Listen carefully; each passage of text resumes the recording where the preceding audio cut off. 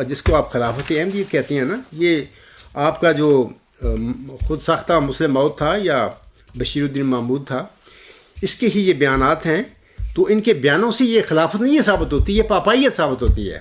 میں مثال دیتا ہوں کہ مرزا صلی اللہ علیہ وسلم کو الہام ہوا 7 مئی 1906 کو کلیسا کی طاقت کا نسخہ، تذکرہ صفحہ 527.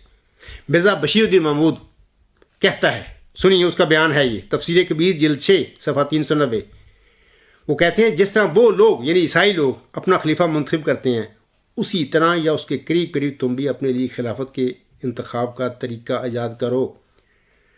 چنانچہ اس طریق سے قریباً 1900 سال سے عیسائیوں کی خلافت محفوظ چلی جاتی ہے. دیکھیں یہ اب جو پاپائیت کے رنگ میں جس کا انتخاب ہو، وہ خلافت کہاں ہو گئی؟ وہ تو پاپائیت ہے. اکرم خالد صاحب یہ کہاں مطلب کہ ہزاروں رحمتیں خلافت پر کہاں خلافت ہے؟ یہ میں ثبوت دیا آپ کو، آپ کے خود ساختہ مسلم موت کا، کہ عیسائیوں کی طرح پوپوں کی طرح تم بھی اپنے آپ منتخب ہو جایا کرو. تو جن کا طریقہ انتخاب ہی پوپوں کی طرح ہو، پاپائیت کی طرح ہو، تو وہ پاپائیت ہوئی، خلافت تو نہیں ہوئی. ہاں خلافت کا نام لے کر آپ نے مظلوم احمدیوں کو، مرزا صلی اللہ علیہ وسلم کے ماننے والوں کو دھوکہ دیا ہوا ہے. غیر احمدی مسلمان تو مانتے نہیں، آپ کو کہاں کو خلافت ہے؟ خلافت کی اپنی ایک شان ہوتی ہے، مقتدر ہوتا ہے وہ آدمی جو اللہ کی طرف سے خلیفہ بنایا جاتا ہے. تو آپ لوگوں کے پاس کیا طاقت ہے کہ نظام کے ساتھ آپ نے لوگوں کا مطلب کہ حشر نشر کیا ہوا ہے. علاوہ اس کے بلائے دمشق حضور صاحب کو الہام ہوا تھا 9 اپریل 1907 کو، تذکرہ صفحہ 603. یہ تو بلائے دمشق ہے، دمشقی بلا کی طرح جو احمدی کو گلے پڑی ہوئی ہے، جس کو آپ خلافت کہتے پھر رہے ہیں. علاوہ اس کے حضرت مرزا صلی اللہ علیہ وسلم کا ایک الہام ہے، اخرجا منہ یزیدیون، یعنی اس میں یعنی قادیان میں یزیدی لوگ پیدا کیے گئے ہیں. یہ کون لوگ ہیں؟ یہ بلائے دمشق کیا چیز ہے؟ یزید نے کیا کیا تھا عاصم کے آل اور اولاد کے ساتھ؟ وہی کچھ انہوں نے مرزا صلی اللہ علیہ وسلم کی جو روحانی اولاد اس کے ساتھ بھی کر کے بیٹھے ہوئے ہیں. تو یہ کون لوگ ہیں؟ مرزا بشیر الدین محمود اینڈ کمپنی اور کون ہے؟ تو اس کو آپ خلافت لاکھ دفعہ کہتے پھریں، یہ کہنے سے کوئی خلافت نہیں بن جائے کرتی. علاوہ اس کے میں آپ لوگوں کو کہنا چاہتا ہوں کہ کسی مذہبی جماعت کی دنیاوی ترقیات اس کے عقائد کی سچائی کے لیے دلیل نہیں ہوا کرتے. میں مثال دیتا ہوں یہودیوں کے بالمقابل، آپ دیکھیں اپنے آپ کا جائزہ لیں، یہودیوں میں سینکڑوں نوبل پرائز ونر ہے اور علم میں کتنے آگے پہنچے ہوئے ہیں. ٹھیک ہے، تعداد ان کی 1 کروڑ، آپ کی 20 کروڑ ہے. یہ بھی ایک الگ واقعہ ہے کہ آپ 20 کروڑ ہیں یا آپ 10 لاکھ بھی نہیں، 20 لاکھ بھی نہیں ہیں. اصل میں 20 کروڑ یہ سب جھوٹ ہے، مرزا طاہر احمد نے بولا اسٹیج پہ کھڑے ہو کر. بہرحال وہ 1 کروڑ کے قریب ہوں گے یہودی. لیکن میں یہ سمجھتا ہوں کہ آج دیکھیں علمی طور پر اور دنیاوی ترقیات میں کتنی وہ آگے ہیں، کتنی ان کے جو سینا گو کہتے ہیں اس کو، ان کی بات گاؤ کتنی ہے، ان کی کتنی شان ہے ان کی. امریکہ جیسا سپر پاور بھی اس وقت اسرائیل سے بات کر کے اس کی بات اس کو ماننی پڑتی ہے. یہ ہے پاور، دنیاوی ترقی. آپ کے پاس کیا ہے؟ علاوہ اس کے اسی طرح عیسائی ہو دنیاوی ترقیات میں کتنے آگے پہنچ گئے ہیں. آج عالم اسلام کو ملا کے بھی ان کی تعداد زیادہ ہے، 2 ارب کے قریب ہوگی ان کی. اور ان کے چرچ گنے اور ان کے ممالک گنے، کتنے بادشاہ ہیں ان کے اس وقت دنیا میں ممالک میں. ان کے مقابلے میں آپ کے پاس کیا ہے؟ 200 ملکوں میں چلے گیا جی. ایک بندہ کسی ملک میں احمدی ہو گیا تو وہ ملک فتح ہو جاتا ہے آپ کے کاغذوں میں بھی احمدیت پھیل گئی وہاں پہ. ایک آدمی صرف ہو اگر کسی ملک کا ہو گیا تو وہاں پہ وہ ملک مفتوح ہو جاتا ہے آپ کے کاغذوں میں. اس قسم کی آپ کے ضرب تقسیمیں ہیں، یہ آپ کے اعداد و شمار اس قسم کے ہوتے ہیں کہ جس ملک کا کوئی بندہ عیسائی، یہودی یا ہندو احمدی ہو جائے، مسلمان، وہ ملک احمدی ہو جاتا ہے آپ کے کاغذوں میں. تو آپ کیوں تمسخر اڑاتے پھرتے ہیں اپنے آپ کا اور احمدیت کا بھی؟ اور اسی طرح عیسائیوں کے بھی سینکڑوں نوبل لاریٹ ہیں. یہ کون لوگ ہیں؟ جب علم کو کہاں تک آپ کے پاس ڈاکٹر عبدالسلام، وہ بھی آپ لوگوں سے، آپ کے نظام سے ہمیشہ دور رہا، اس جیل سے دور رہا، تبھی اس کو اللہ تعالیٰ نے یہ اعزاز دیا. آپ اس پہ ہی اتراتے پھرتے رہتے ہیں. حالانکہ ایک نوبل پرائز کے بین مقابل یہودیوں کے سینکڑوں اور عیسائیوں کے بھی سینکڑوں اور ہندوؤں کے بھی بہت سارے ہیں، اور لادین جو قومیں ہیں رشیا، چائنا، ان کے بھی مطلب کہ سینکڑوں نوبل لاریٹ ہیں ان کے پاس. تو کون سی آپ کی دنیاوی ترقیات ہیں؟ تو آپ کی دنیاوی ترقیات میں بھی ان قوموں کے مقابلے میں 0 ہیں.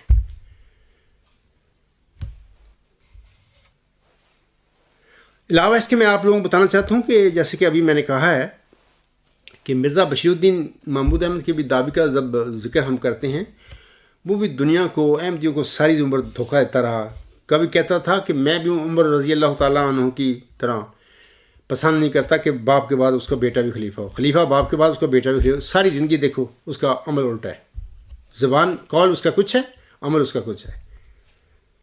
یعنی جس انسان کے قول فعل میں تضاد ہو، آپ کو کیا کہیں گے؟ آپ اس مسلم، وہ ذکی غلام ہو سکتا ہے.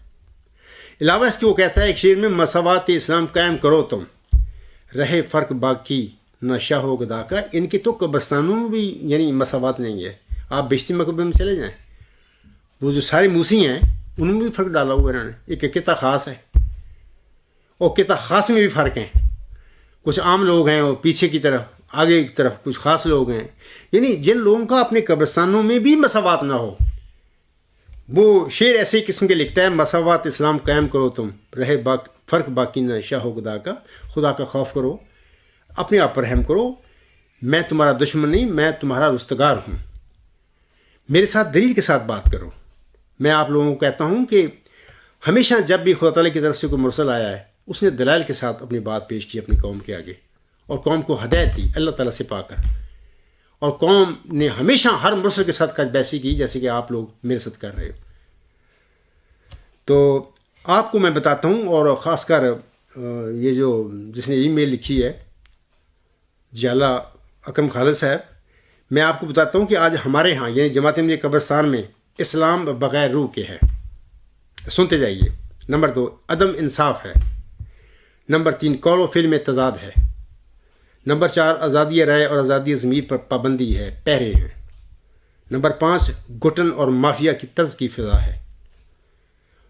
نمبر 6 عہدوں کا گورکھ دھندا ہے. نمبر 7 جبر ہے. نمبر 8 خفیہ نگرانی ہے.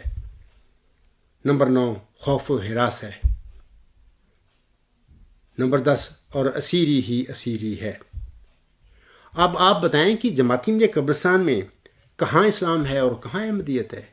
ابھی میں نے عزیز مسلح صاحب نے جس ویڈیو کلپ کے متعلق کہا ہے کہ میں اس پہ اپنا تبصرہ کروں، وہ میں پہلے کر چکا ہوں. کیا مرزا غلام حسن کے الہام بتاتے نہیں یہ باتیں کہ اس کی اولاد نے، اہل و عیال نے ان کی وفات کے بعد کیا کرنا تھا؟ الہام بتا رہے ہیں اللہ کے، میرے الہام نہیں ہے. تذکرہ میں مرزا صلی اللہ علیہ وسلم کے الہام ہے.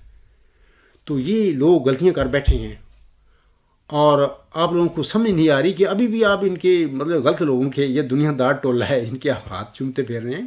خدا کا خوف کریں، آپ نے مرنا ہے، اللہ کو جواب دینا جا کے. وہاں پر کوئی کسی کی مدد نہیں کر سکے گا.